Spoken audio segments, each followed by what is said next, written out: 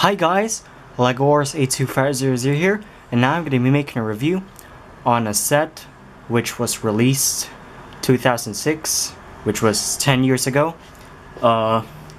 This is the LEGO Star Wars V-Wing Fighter, released sometime after the showing of Revenge of the Sith.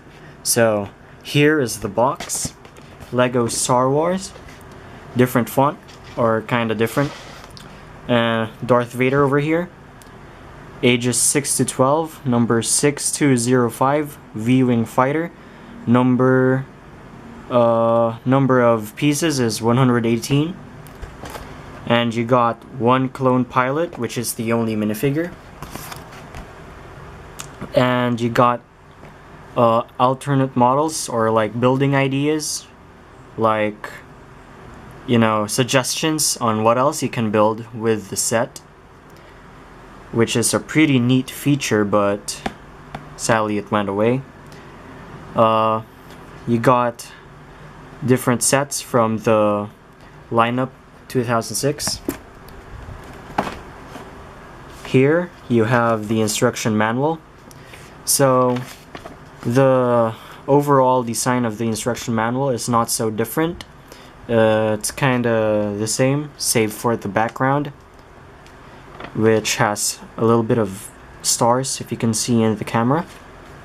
And a big difference with this instruction manual, if you compare it with other instruction manuals, newer instruction manuals, they show the pieces that you're going to be using for a certain step.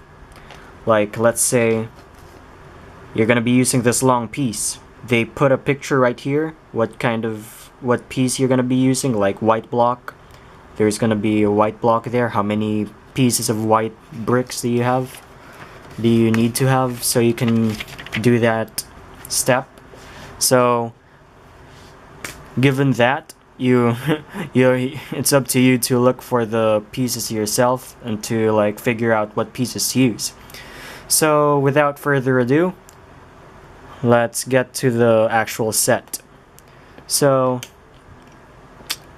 here we have the Soul minifigure, the Phase 2 clone pilot. So this is the very first version of the clone pilots. So you can see here, there's the classic Phase 2 clone helmet, except that there are like different markings and a very different mouth. So instead of the usual mouth, you got a dot there, which looks kinda adorable. And then you got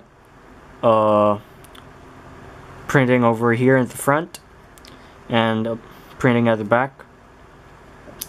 Black head to fill in that space, because this is a classic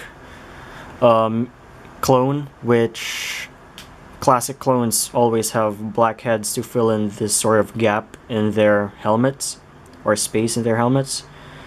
Gray arms and gray legs. He comes with no blaster, which is kinda different, because nearly every Star Wars minifigure comes with a blaster already. And here you got the V-Wing Fighter itself. So it's a pretty slender, thin model. If you look at it this way, it's thin, but it looks longer than the usual fighters, less bulk, but its length is like, you know, greater. Below you got two landing gear, landing platforms, if that's the correct term, and two thrusters over here with nice neon green saucers. And we've got the wings rather. They can move like this, move outward like this. So when it's in flight, it moves like this. And you got flaps that can move all the way up here and all the way down here, but the instructions say they should be up here, so I'll just do that. Republic symbol over here, and an astromech droid head.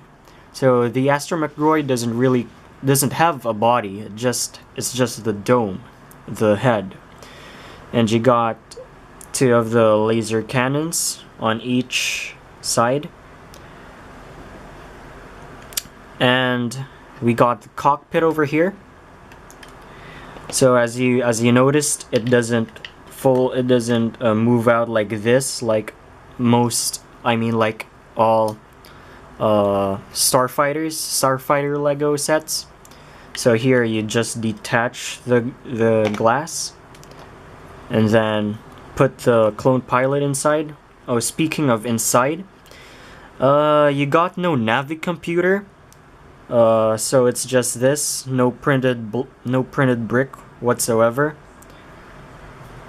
and you put the clone pilot inside right there, and put the glass back on. Perfect fit. So he looks pretty comfortable in there because there's still a lot of space. So this is how it looks in flight. There are like a few other V-wings that have been made, I think, and as far as I noticed, yeah, those looked bulkier than this one. But since this is the first V-wing, I believe, then I guess it's like a good first step. So I got this set on eBay. Forgot the price, but it was like the cheapest I could find. 2006, so it's a 10-year anniversary, so I'm making this review before Christmas and before the New Year, so it's still within its 10-year anniversary.